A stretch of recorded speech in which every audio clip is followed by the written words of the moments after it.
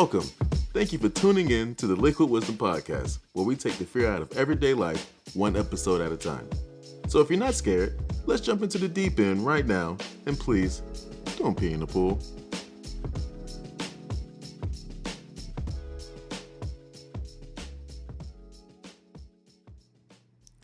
Hey, what's going on? How have you been? It's been a couple of weeks since we last spoke, but just wanted to let you know that this is real. We are here in this moment together, visiting one another again in this crazy time we call life, and hopefully can exchange some smiles and knowledge and that sort of thing with one another. It's just me today. It's just me. And I know like this entire summer, it's been a huge collaborative effort with so many amazing people that have come in and shared their stories. So with the success of that, and with this podcast being based around highlighting the positivity that others bring to each other's lives, we're going to start a whole new project, a whole new series of sorts. And it starts today with giving of yourself. And I just want to say thank you yet again for being a part of this journey with me, and for so many others who have contributed along the way, the support, the downloads, everything. It truly, truly means a lot. And we're now on episode 13. Can you believe it? 13 visits over the course of the last handful of months that you've been here. So without any further ado, have a seat. Have a seat. It's been a while since I've said that to you. So let's get started. Let's talk about taking the fear out of giving of yourself. Okay. Now, nowadays, many people, say the world has become selfish. Now, everyone is focused on him or herself. Everything is about growing your brand, securing the bag, or some version of building a better life for yourself. Having dreams and ambitions is not a bad thing. It really isn't. Okay. But sometimes the best dreams are those that help others as well as yourself. In this episode, right, I want to define what giving of yourself truly means. Okay. I want to outline what hinders people from giving of themselves, and, also find out what type of giving works best for you, because that's overlooked as well. And also want to keep you from giving too much of yourself, which can lead to burnout. I also want to show what a great impact even small gestures can make on the lives of many. Now, the first question is, what does giving of yourself mean? Now, this is just Liquid's perspective on it. This isn't a universal definition of it. This is just from my observation, from my vantage point in life and through my experiences, what it means to me.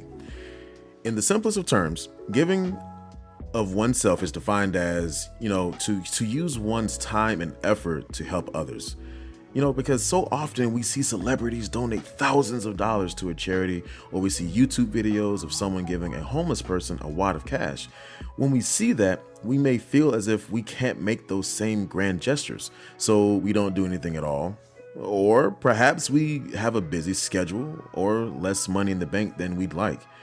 So we feel as if there's no way, we can make a difference. But here's the thing.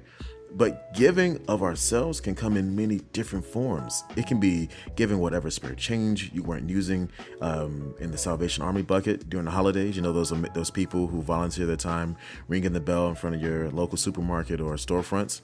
You can give whatever little change you have, because every penny counts.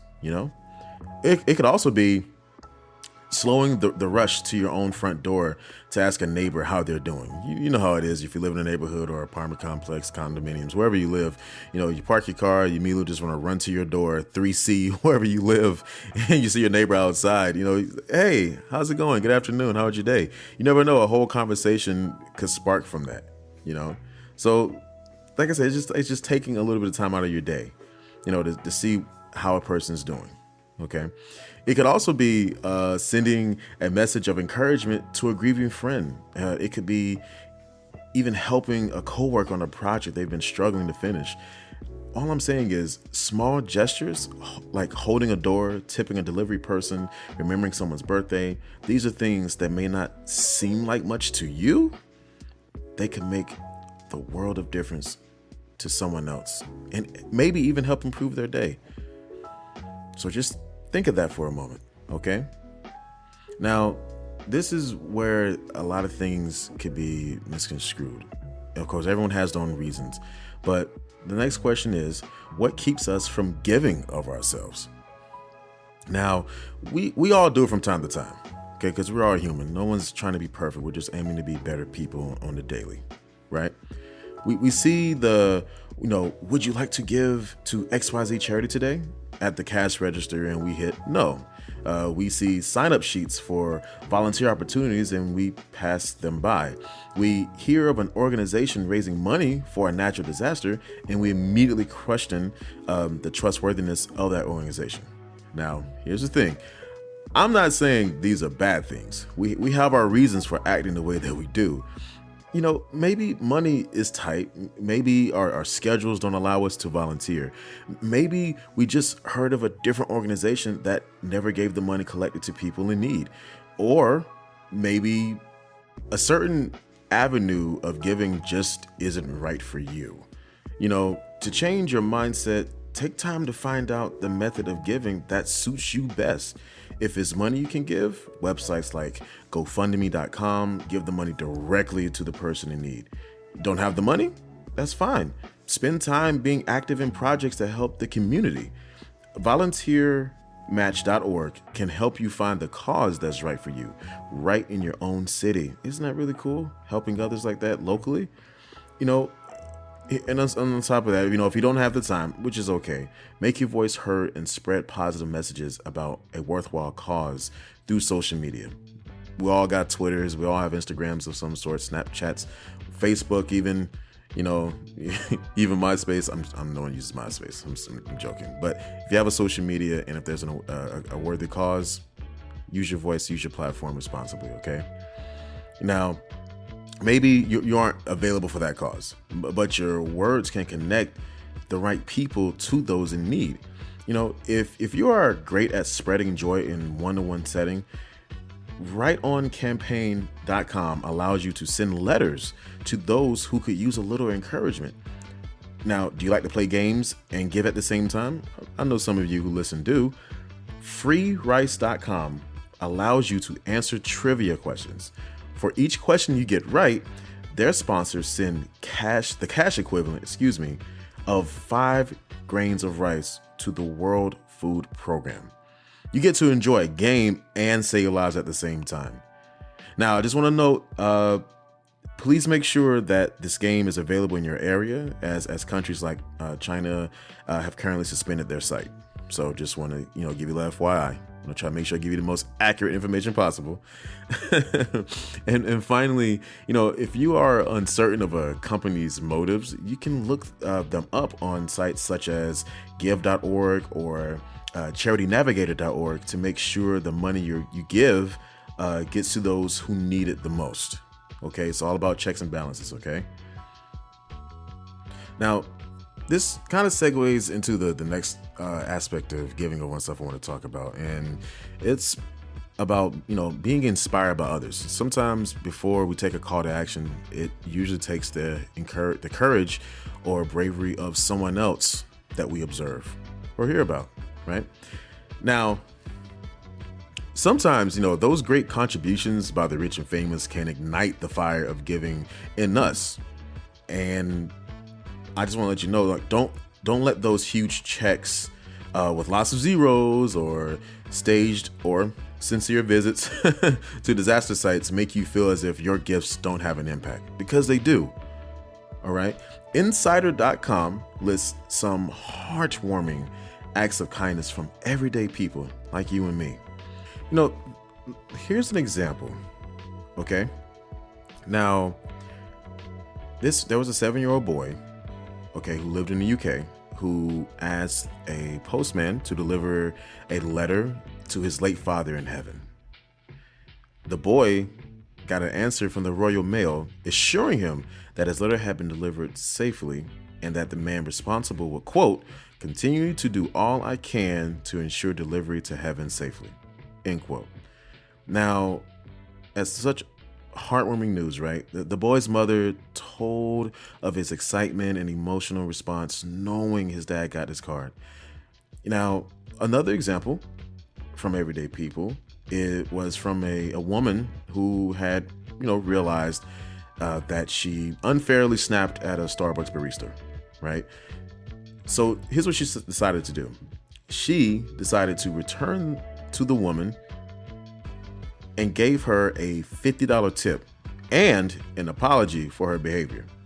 She told the barista, like, the thought of leaving a trail of unkindness like that is not the path I want to reflect. That's some powerful stuff. Now, another example was from a friend of mine who used to work for the city, worked for the city of Columbia, worked in the parking services division. Now, I'm sure, maybe some of you who live in metropolitan areas see those people who write your tickets and that sort of thing for the parking infractions, that sort of thing. That was his job. That's what he did. Okay. So this person was on their route, going through a certain area of the city, doing their rounds. And he came across a homeless woman and her daughter. This was, I guess, around 4:00 in the afternoon when the buses were running the routes, people going home, that sort of thing. And she didn't have any money. So the woman asked the guy, she said, do you have any spare change? And out of the kindness of his heart, he willingly and without question gave the woman the last $10 he had in his wallet, or in cash at least. And the woman was so thankful and grateful. She hugged him and told him thank you, and they went on the bus, and that was it. Now, fast forward about a week later, he was getting called on the radio saying, "Hey, there's a woman looking for you. She asked if you can meet her around some spot in town." So the guy, not thinking about it, he meets up with her. It was the same woman from a couple of weeks ago. And she said she wanted to seek him out to thank him personally for his act of kindness weeks before. He didn't have to do it, but he did. And he gave more than what she thought she was going to get. She said that the money he gave, that $10, saved her life. It changed her life. And when he asked her how, she said that the money was able to provide bus fare home to the homeless shelter where they lived, and bus fare to the job interview the next morning. It was a management position at a new restaurant that was being built downtown. It allowed her to get to the job interview. She got the job.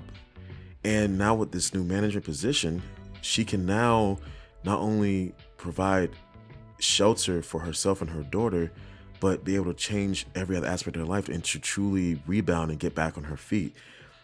And the woman and the guy, they shared tears of happiness and laughter. And I think it's stories like that and the other examples I provided. When you give to help another without question, you never know how far-reaching that impact can have. Though you may not see the ripples of it, it still keeps moving almost infinitely. So don't ever think because you don't have a few $1 million in your bank account or drive multiple cars that you can't make a difference in someone's life. Every ounce of kindness has the impact of the world on another person who needs it the most. One little pebble of kindness dropped in the ocean of suffering can ripple outward and make a great impact on the lives of others. It really can.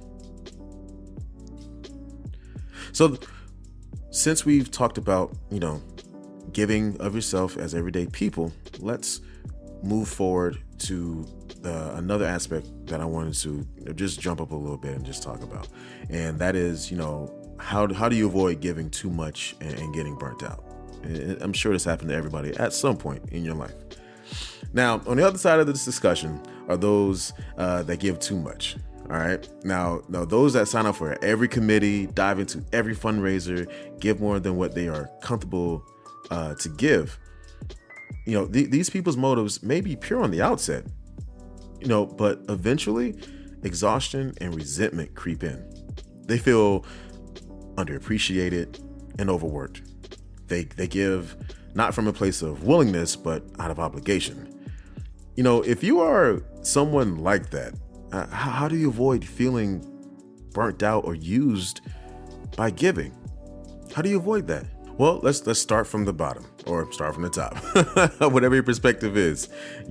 Let's start out by setting some ground rules as to who, when, and how you help others.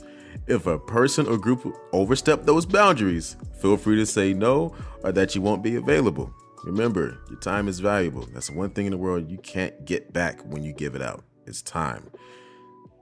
Second thing, make sure your giving is making positive changes, as opposed to enabling someone to remain in a stagnant situation. Think to yourself for a moment, have my contributions really made a difference? We all gotta ask ourselves that, okay? One of the other things you can do is, if you can't give all the time, give when it matters the most or when it makes the most difference. All right, here's an example. If you like to give to a food bank, year round, but you don't have the money, give when kids are at home for the winter and summer breaks, which are the longest in the year.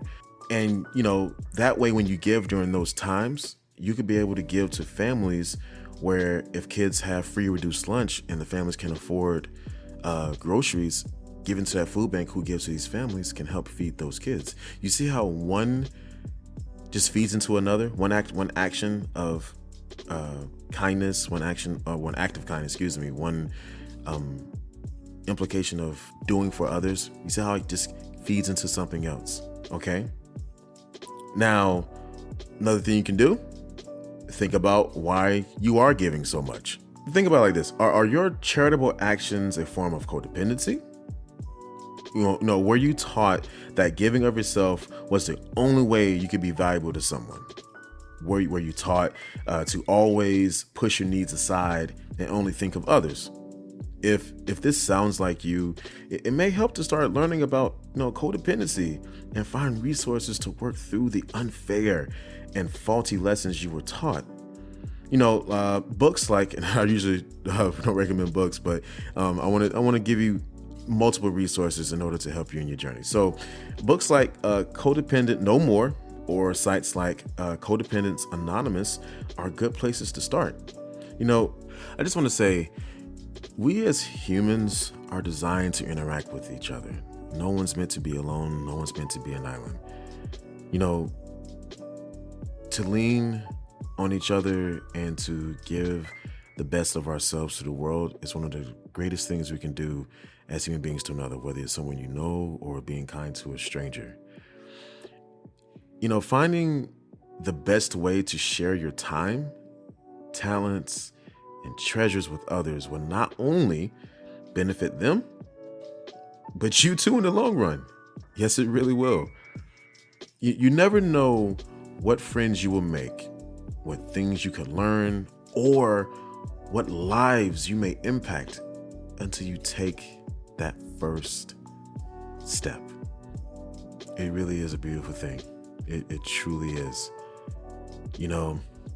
As I already said before we started this conversation, I really do want to thank you all for listening to me throughout the seasons. I think I started this around the end of winter earlier this year. And now we're coming upon the end of summer, and you all are still here. For the people who've been here since the beginning, for all the amazing people along the way that have been supporters and have, at least in my hopes and dreams, in some small way, taken something from this experience and applied it to your lives and applied it to the lives of others, and just keep pushing the positivity, moving forward. I can't thank you all enough. And the coolest thing about this is just my perspective of what it means to give it yourself.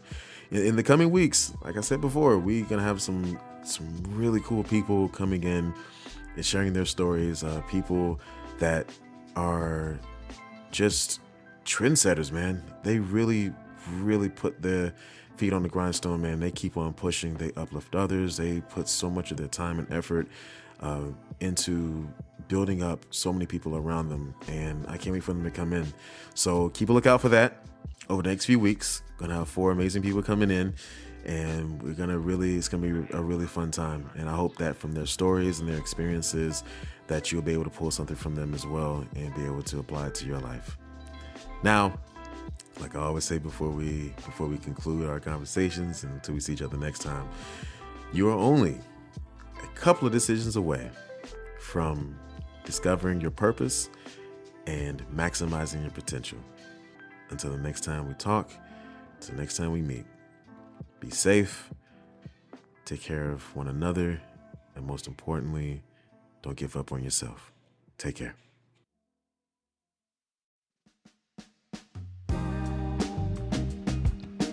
All right. Pool hours are over. Don't want you catching a cramp. Tell you what, come on back for a swim soon and we can catch up on life. In the meantime, check me out on Twitter at FormlessLiquid. You can also find this podcast on Buzzsprout, Apple Podcasts, Spotify, and many others. Just type in Liquid Wisdom Podcast and boom, you're there. Catch you later.